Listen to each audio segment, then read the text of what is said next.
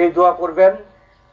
তাছাড়া আরেকটা কথা, আমার পরিবারের পক্ষ থেকে আমরা ভাই বোনেরা আছি, যদি কেউ কোনো কষ্ট পেয়ে থাকেন আল্লাহর হস্তে আপনারা আমরা সন্তানদের পক্ষ থেকে আপনাদের কাছে আমি মাফ চাই।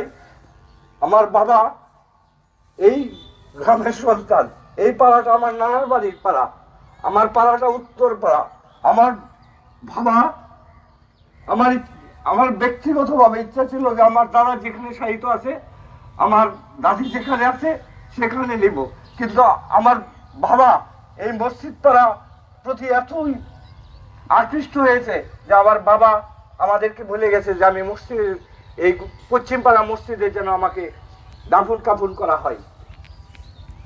এটাই আমি বলবো যে আপনারা যদি কোনো মনে কষ্ট পেয়ে থাকেন, আঘাত পেয়ে থাকেন, চলতে কিন্তু অনেক অনেক আছে, আল্লাহর রাস্তায় আপনারা সবাই আমার বাবাকে মাফ করে দিবেন। আর কোনো জানা পাওনা থাকলে আপনারা আমাদেরকে জানাবেন, আমরা যথাসাধ্য চেষ্টা করব দেওয়ার জন্য। আর যদি না পারি মাপ চাইয়ে নিব, অন্তত পক্ষে এইটুকু বলবো। আমার বাবা কে ছিলেন, কেমন ছিলেন, এটা আপনারা এলাকাবাসী জানেন। অত্র এলাকায় আমার আব্বা, যদি অনেক কথা বলতে হয়, আমার আব্বা এগ্রিকালচার কলেজ এই প্রতিষ্ঠান, আমার আব্বা একসময় প্রাইমারি স্কুলের শিক্ষকও ছিলেন, পরে ডাক্তার এই লিটল স্কুলকে পাশ করে জনসেবা করেছেন। আমার আব্বা বর্তমান যে বাংলাদেশের ন্যাশনাল মেডিকেল কলেজ আছে, এই কলেজেরও একজন ছাত্র ছিলেন।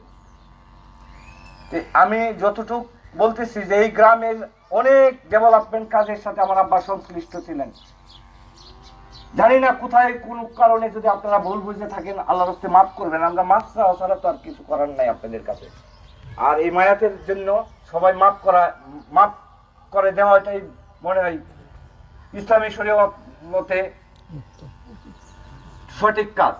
যাক, এই মুহূর্তে অনেক আব্বার পরিচিত নিকলি বাজিতপুর, আমার কিশোরগঞ্জ কলেজের আমার কলিগ, আমার ভাইদের কলিগ এবং নিকলি বাজিতপুরের অনেক সম্মানিত ব্যক্তিরা আসছেন।